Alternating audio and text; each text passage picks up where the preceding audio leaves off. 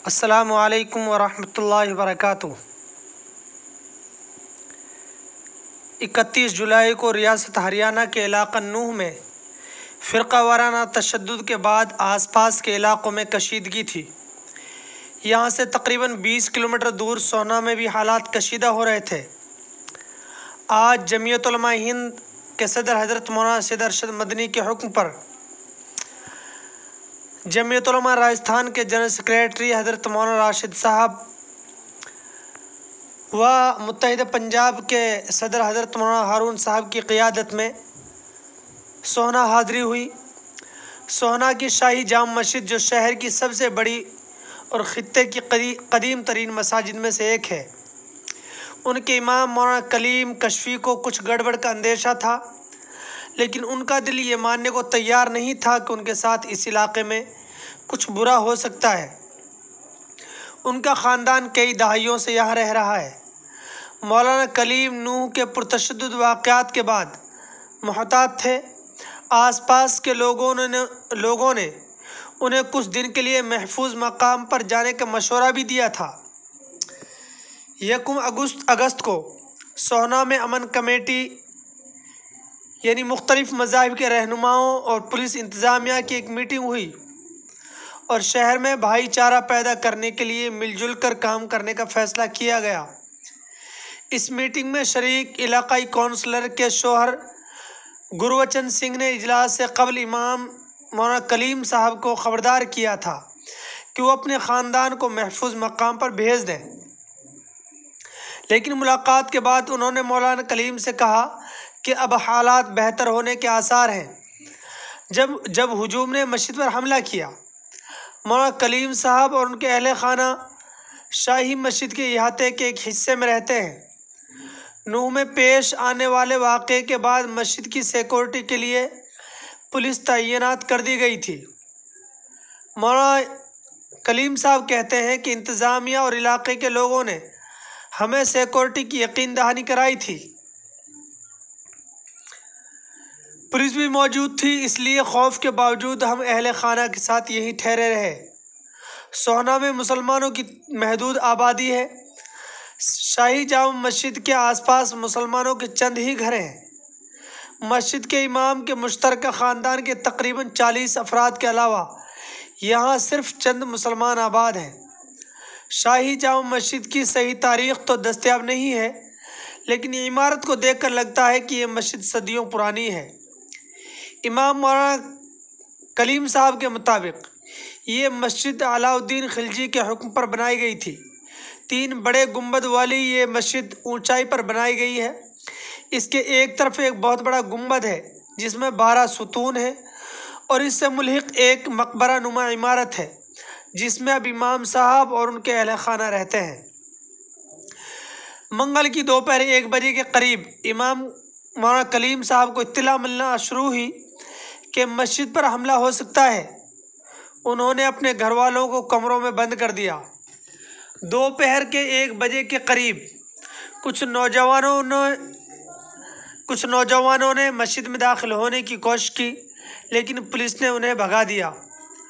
मौलाना कलीम का कहना है कि जब 2-3 नौजवान मस्जिद की दीवार फलांग कर अंदर आए तो पुलिस ने उन्हें भगाया। हमने फौरी तौर पर मकामी पुलिस को इसकी इत्तला दी। SHO मौके पर पहुंचे और नौजवानों को छोटे गिरोह को भगा दिया जो मस्जिद पर हमला करने आए थे। मौलाना कलीम साहब कहते हैं कि लेकिन चंद मिनट के बाद एक बड़े हुजूम ने दूसरी तरफ से मस्जिद पर हमला कर दिया। पुलिस भी उनके सामने बेबस हो गई। मौलाना कलीम का भतीजा सादिक मस्जिद के इहाते में मौजूद था। नौजवानों का हुजूम आगे बढ़ा। हुजूम को देखकर उसने मस्जिद से मुल्हिका रिहाइश इलाके का दरवाज़ा बंद कर दिया। अपने घर के किचन की खिड़की से वो हुजूम को मस्जिद पर हमलावर होते देख रहा था। सादिक बताते हैं कि हमें घर की औरतों और बच्चों की फ़िक्र थी। दरवाज़ा अंदर से बंद करके हमने उन्हें गुंबद के ऊपर पहुंचा दिया ताकि हमलावर उन्हें देख न सकें। हमने गुंबद को जाने वाले रास्ते बाहर से बंद कर दिए थे ताकि भीड़ ये समझे कि अंदर कोई नहीं है। सादिक ने घर में लगी खिड़की की जाली से मस्जिद पर हमले की मुख्तसर वीडियो भी बनाई। इस वीडियो में हाथों में हथियार लिए हुए हमलावर मस्जिद में तोड़फोड़ करते नजर आ रहे हैं।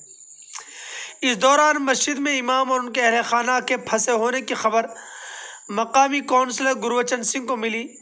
उन्होंने फ़ौरन इलाके के सिख नौजवानों को इकट्ठा किया और मस्जिद की तरफ बढ़े। जान बचाना हम सबसे बड़ा फ़र्ज़ है। गुरबचन बताते हैं कि मकामी पुलिस फसादियों को मुंतशिर करने की कोशिश कर रही थी, लेकिन उनकी तादाद कम थी। हमें आगे बढ़ते देखकर पुलिस वालों को भी हौसला मिला। जब हम मस्जिद के अहाते में दाखिल हुए तब तक फसादी फरार हो चुके थे। गुरबचन सिंह कहते हैं कि हमने पुलिस के साथ मिलकर इमाम और उनके ख़ानदान को बचाया और उन्हें महफूज मकाम पर पहुंचाया। हमने इमाम साहब से कहा कि अगर वो हमारे साथ रहना चाहते हैं तो रह सकते हैं। क्या इस दौरान गुरबचन सिंह खौफजदा थे? ये एक सवाल पैदा होता है। इस सवाल पर गुरबचन सिंह कहते हैं कि हम सिर्फ इतना जानते हैं कि जान बचाना हमारा सबसे बड़ा फ़र्ज़ है। हम इमाम और उनके अहले ख़ानदान को बचपन से जानते हैं। हम सिर्फ अपने मज़हब की पैरवी कर रहे थे। मस्जिद से तकरीबन 200 मीटर के फासले पर सिखों की काफ़ी आबादी है। यहाँ तकरीबन 300 सिख ख़ानदान और एक बड़ा गुरुद्वारा भी है। एक सिख शख्स ने अपना नाम जाहिर न करते हुए कहा कि यहाँ सिख मुसलमान भाइयों की मदद के लिए आए थे क्योंकि वो फंस गए थे। इससे कोई फ़र्क नहीं पड़ता कि उनका मज़हब क्या है।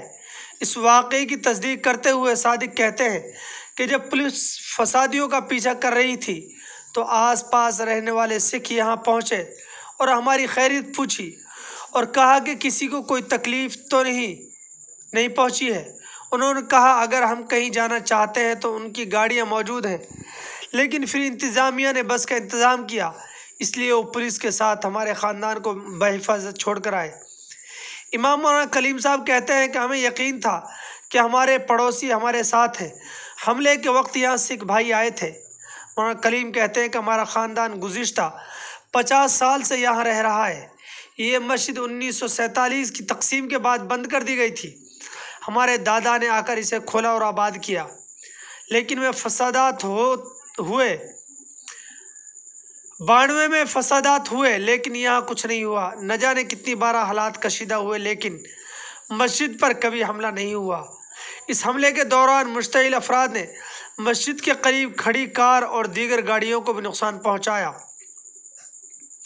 मस्जिद में रखे वाटर कूलर, कुर्सियाँ और पंखे भी तोड़ दिए गए।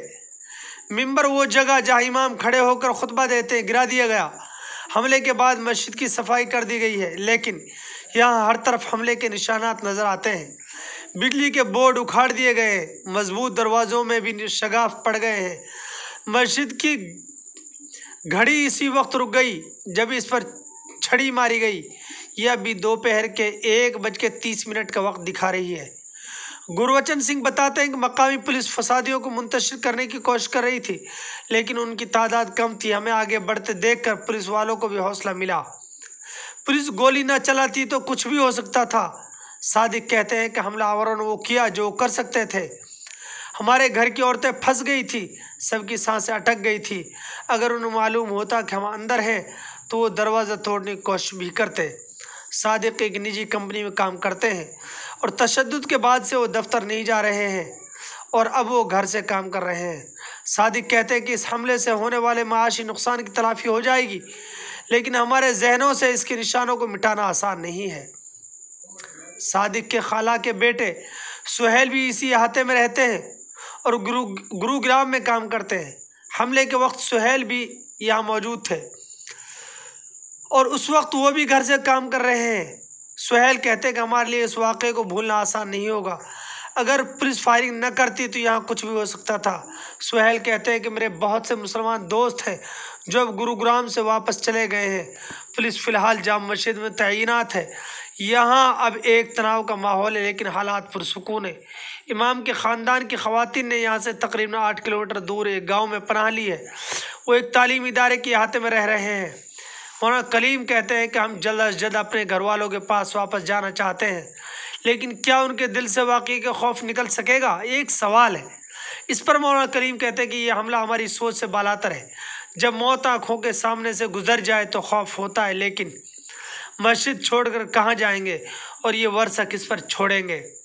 गुरुग्राम पुलिस ने अभी तक इस हमले के सिलसिले में किसी को गिरफ्तार नहीं किया। सोहना के एसीपी नवीन सिंधु कहते हैं कि हम अभी तफ्तीश कर रहे हैं, तहकीकात के बाद ज़रूर कार्रवाई की जाएगी। जमीयत उलमा हिंद का ये वफ्द मौलाना राशिद साहब की सरपरस्ती में सोहना के बीच में एक मस्जिद है जिसमें मदरसा चलता है और वहाँ मुसलमानों की आबादी एक तरह से बहुत कम है और ये मस्जिद मौलाना जमील के नाम से जानी जाती है। इसमें एक मदरसा चलता है जहाँ पे शरपसंदों ने सारा अनाज जला दिया, कुतुबखाना जला दिया जिसमें बहुत सारी किताबें जलाई गई हैं और बहुत बड़ा नुकसान यहाँ मदरसे और मस्जिद को हुआ है, जिसमें पंखे वगैरह तोड़ दिए गए, किताबें जला दी गई, अनाज जला दिया गया। बहुत बड़ा नुकसान यहाँ हुआ है। यहाँ एक और औरत रहती है जो पड़ोस की, और वो बहुत गरीब हैं। वो भी अपना सामान दिन में बेचती थी मस्जिद के बाहर और वो रात में अपना सामान अंदर रख देती थी। उनका सामान भी जलाकर राख कर दिया गया। और राहत इंदौरी ने एक शेर कहा था, लगेगी आग तो आएंगे कई घर जद में, लगेगी आग तो आएंगे कई घर जद में, यहाँ पे सिर्फ हमारा मकान थोड़ी है। हिंदू शरपसंदों ने, बजरंग दल वालों ने जब मस्जिद में आग लगाई, मदरसे में आग लगाई, तो नहीं सोचा कि इसमें किन का सामान जल रहा है, किन का नहीं जल रहा है। खैर, जमीयत उलमा हिंद का वफ़द लगातार अपनी कोशिश में लगा हुआ है। मौलाना सैयद अरशद मदनी साहब के हुक्म से ये उन जगहों पर जा रहा है जहाँ जहाँ नुकसान हुआ है। मौलाना राशिद साहब दारुल उलूम मोहम्मदिया मील खेड़ला, जनरल सेक्रेटरी जमीयत उलमा राजस्थान, जो नुकसान हो रहा है उसकी तहकीक कर रहे हैं और उसको नोट कर रहे हैं ताकि उनकी जितनी इमदाद हो सके वो की जाए। नकद भी, फौरी तौर पर भी मौलाना राशिद साहब जमीयत उलमा हिंद की तरफ से इमदाद दे रहे हैं, इमदाद कर रहे हैं। जिस औरत का यहाँ सामान जला है वो शीला नाम की औरत है, उनको भी सामान दिया गया है, उनको भी कुछ नकद पैसे दिए गए हैं और मदरसे वालों को भी कुछ नकद पैसे दिए गए हैं। साथ में जमीयत उलमा पलवल के सदर हज़रत मौलाना लुकमान साहब, उसके अलावा पलवल के नायब सदर मुफ्ती वसीम कासमी, डॉक्टर इजहार साहब, मोहम्मद मुबारक भी साथ में थे और मौलाना हाशिम साहब जो गुड़ावली से हैं वो भी साथ थे, डॉक्टर इजहार भी हमारे साथ थे।